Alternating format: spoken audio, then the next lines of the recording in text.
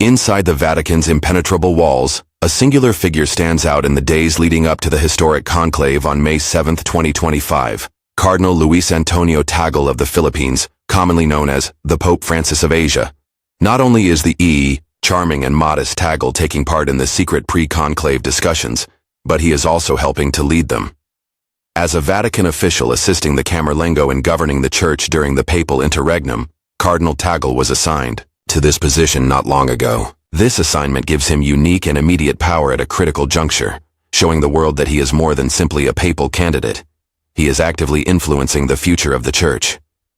Despite the strict confidentiality of the cardinals' general congregations, information that has gotten out shows that the Church is facing a critical juncture. According to Vatican insiders, the talks include a wide range of topics, including the worldwide identity of the Church following scandals, splits, and a profound need for rejuvenation, as well as doctrine.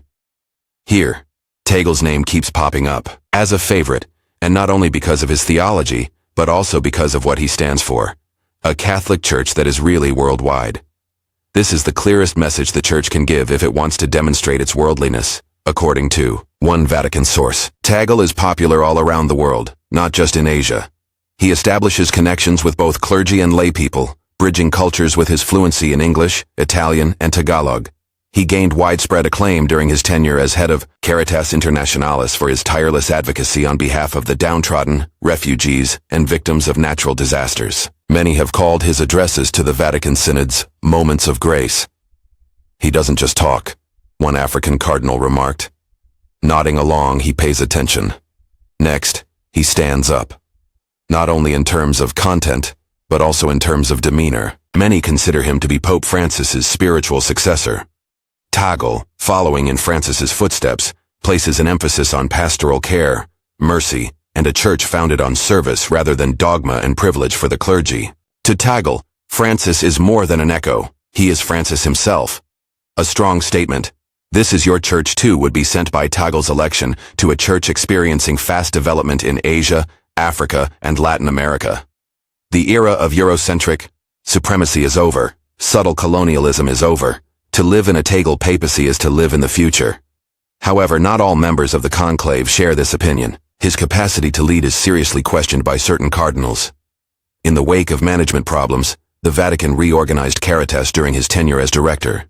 His detractors argue that he lacks the authority to manage the intricate structure of the Church or to combat corruption because of his kind demeanor. One conservative bishop remarked, "He's a pastor, but can he lead?"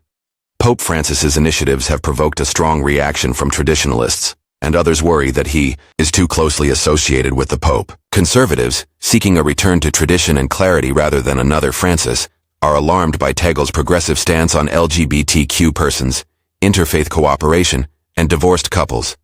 Despite the concerns, Tagle is still in the lead. After the Italian Cardinal Pietro Parolin, he is always ranked second in betting markets and casual chats among cardinals. The unprecedented presence of 3 Filipino cardinals, Tagle's most ardent supporters to date, will be cast as ballots. It has been said that many Latin American and African American cardinals consider him one of us. Above all, conservatives don't fear him because he strikes a balance between being too extreme and being progressive enough to appease reformers. In a conclave when no group has a majority vote, that strategy might work. The election is about more than just Luis Tagle, though. The question at hand concerns the nature of the Church following Pope Francis. With Tagle's victory, Francis's vision becomes more than a fleeting idea. It becomes a movement, a shepherding church, not an imperial one. Across the globe, not just in Europe. The message will be loud and clear. Enough with the ambiguity, time for tradition and theological clarity, if someone like Cardinal Erdo or Sarah is chosen instead. If that is so, the dismissal of Tagle would represent a disapproval of the Francis period as a whole. There is a great deal of excitement in the global south. In his honor, prayer vigils are taking place in Manila. Catholic radio in Nairobi updates listeners on the conclave minute by minute. In various languages, the hashtag Pope Tagle is trending online. Why? Simply put, Tagle stands for more than just reform.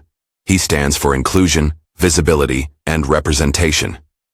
With his ripe old age of 67, Tagle is more than capable of guiding the Church for the next 10 years or more.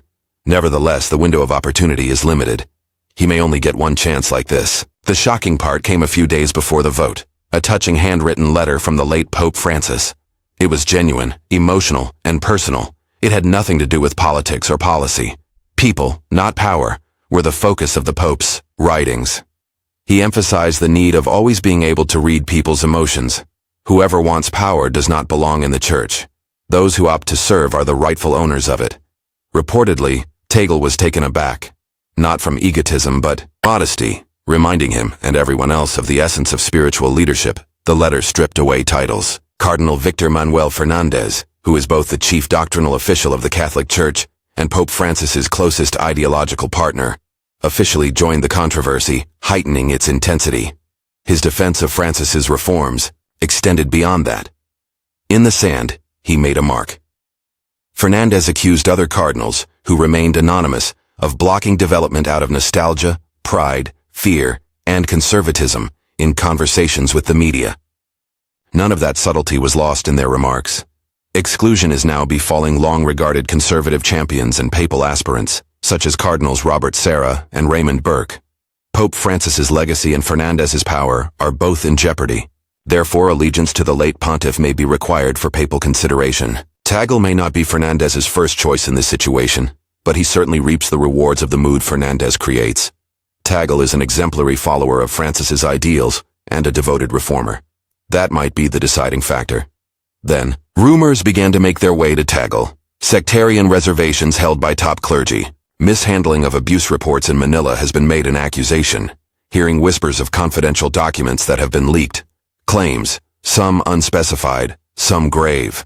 In what way did Tagle react, without indignation, avoid taking revenge? Insiuos. Prayer. He sank. He stopped interacting with people, went to the chapel, and thought deeply in silence. His loved ones said he seemed frightened but collected, with bulging eyes and a thin voice.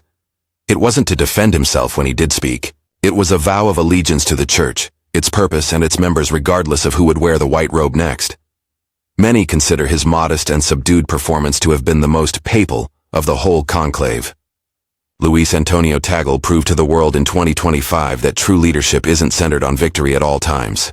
Serving after losing might be a significant factor, relating to perseverance in the face of adversity. When the Church doubts you, you should still pray for it. The best leaders don't usually get crowned, so keep that in mind. Sometimes they are beheaded. Still, they bestow blessings.